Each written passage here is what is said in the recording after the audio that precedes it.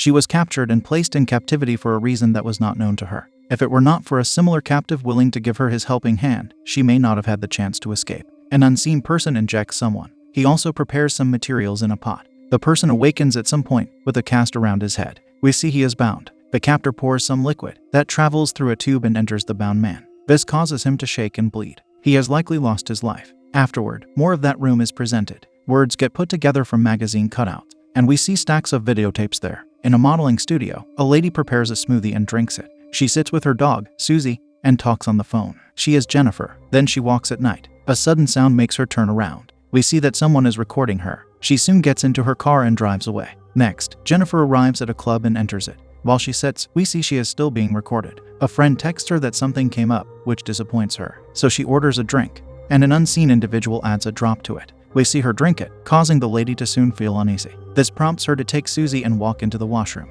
In there, someone's movement startles her. Jennifer leaves and enters the hallway, where she observes a camera looking at her. She walks toward it and sees herself on camera. At that moment, someone grabs her from behind. The girl lies unconscious in her captor's vehicle as he rides. Eventually, he drags her into a room and onto a bed. When Jennifer wakes up, she notices a serene environment outside of her window. She does not know where she is, but she walks to that window. She comes close, and the window proves to be fake, a projected image that disappears. A bleak wall replaces it. This puts terror into Jennifer, and she desperately tries looking for a way out. Shortly after, she spots herself on a big poster above the bed. As soon as she yells out where she is, a drawer slides out. It presents her with a glass of green liquid. There is also a statement there that says vitamins are good. Jennifer takes the glass and furiously throws it against the wall. She follows the action by destroying the room. As a response, gas starts leaking from the ceiling. Jennifer covers her nose with a towel to prevent it from affecting her, but her attempt fails. She awakens bound and is forced to watch a gruesome tape of another girl in her exact position. The girl pleads for her life in fear, and then acid pours on her from a shower head. After watching it, Jennifer starts pleading as well, but acid starts leaking on her. She wakes up with bandages on her face. This makes her walk to the mirror, where she starts removing them. Once they are all off, she discovers she is mostly fine except for a small wound, but she peels it off and becomes completely fine. Whoever did this to her is so far just trying to scare and confuse her. The shower turns on suddenly and startles her. Afterward, the drawer slides open again. Jennifer comes to it and sees a key along with a magazine there. The magazine has her on the cover, with a statement written that says she is a girl with no heart. She uses the key to unlock a locker and finds clothes inside. She puts them in the drawer, and that triggers a loud, uncomfortable sound. That forces her to retrieve the clothes to make it stop. However, out of not wanting to comply, she rips them apart. In doing so, the horrible sound returns and Jennifer hides under the bed. She collects a sharp object she sees lying nearby and falls asleep. When she awakens, she stands on a cabinet to undo a screw in the ventilation hatch with her tool. She gets it open and looks inside. Suddenly, the TV on the floor turns on with Jennifer on it. She starts crawling through the shaft. An electric saw starts cutting through it, causing her to turn to another route.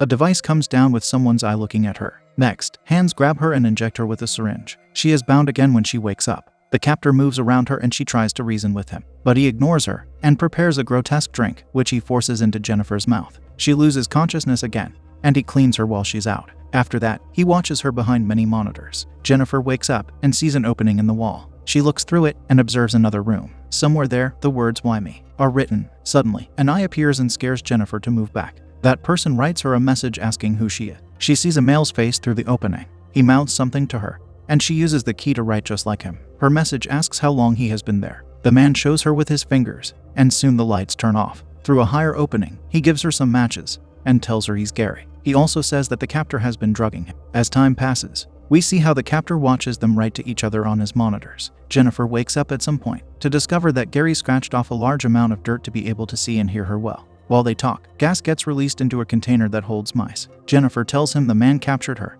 because she was suckered into attending a club. Later, she sees the captor coming to Gary and injecting him while he sleeps. Jennifer gets scared and questions what the man wants. The television turns on with her on it. We see her stating in an interview that she always had a fear of the dark. Then the drawer opens again. In it, a tarot card of the hanged man lies upside down in a plastic cup filled with sand. There are also matches there. Jennifer reaches out to them, and her access gets denied. What follows is hands grabbing her and drugging her once more. The abused girl gets dragged back into bed, and sand starts falling on her. The TV displays models in the meantime. Jennifer wakes up and finds herself in a glass container. She screams for help, and Gary calls out to her. He finds a card that asks him if she is worth it, and Jennifer is almost covered in sand. We discover that she is worth it because Gary breaks the roof of her container and saves her. Following that, the duo makes their way through another area that allows them to enter another room. They find the girl that was burned by acid. A recorder there turns on and asks why bad things happen to good people before breaking. Jennifer and Gary run away, and Gary breaks a lock on a door with a metal stick.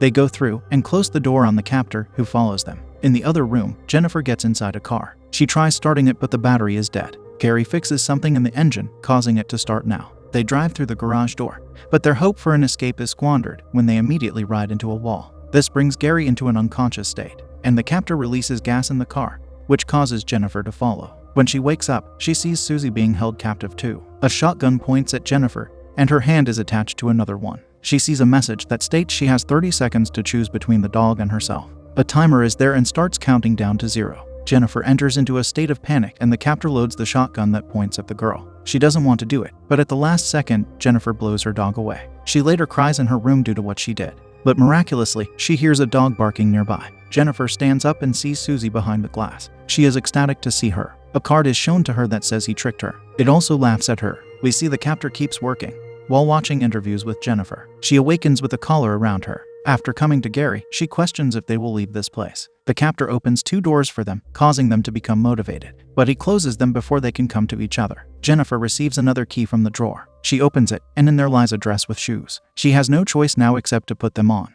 Due to her compliance, the captor opens the doors once more. Gary and Jennifer instantly rush to each other to hug. Then the TV turns on and they see another bound person on it.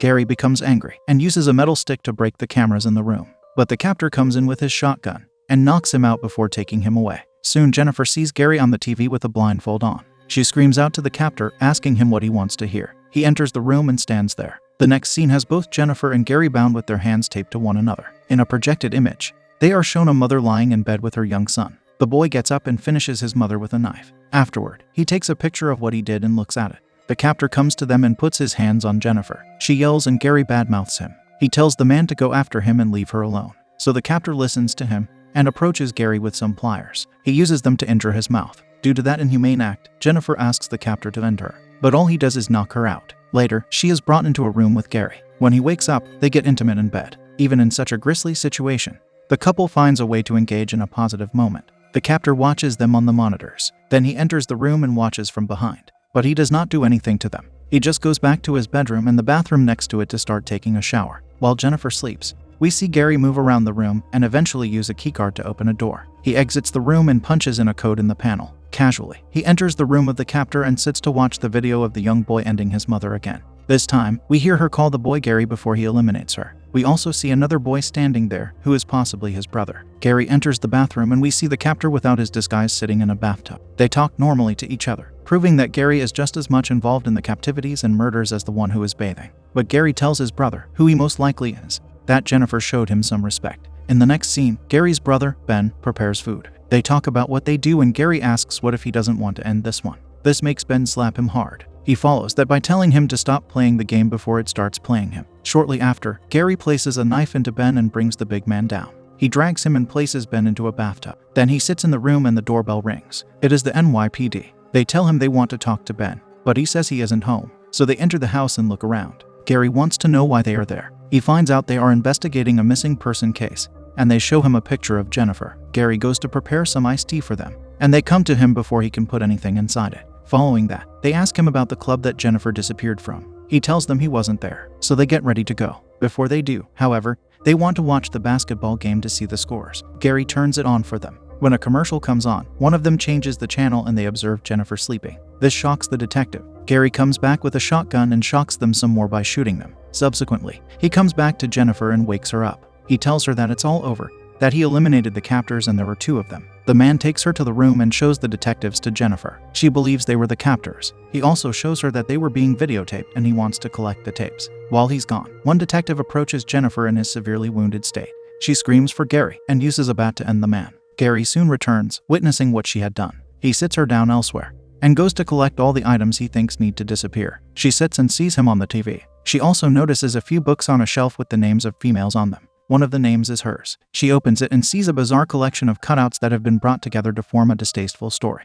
Gary is there too. She sees him in another photo book. And worst of all, she sees him with his arm around Ben. He does not look like a victim, he looks happy. She realizes at that moment he is the captor. Next, Ben surprises her with his presence and brings the girl down. He starts choking her, but she uses the knife that's already in him to hurt him further. This brings him down a second time. Jennifer frantically tries to leave the house. However, every door and window seems to be fortified. She searches one of the deceased detectives and discovers who they really are. While she searches, she finds that Gary is recording her from behind. He offers her a bucket of water and tells her she should help him clean. So she starts doing it and he says she belongs to him. This causes her to come and hug him. After that, she surprises him by spraying the cleaning formula on his face. Then Jennifer runs away and hides back in the underground. Down there, she messes with the power and the lights in the house go out. Gary attempts to get into her room, but she barricades the door. Soon enough, though, he kicks his way through. Jennifer enters the ceiling area just when he comes in. He insults the girl as he searches for her, and she comes back to her cell. The shotgun lies there and she uses a flashlight to distract Gary. He tries using his keycard again, but it doesn't work.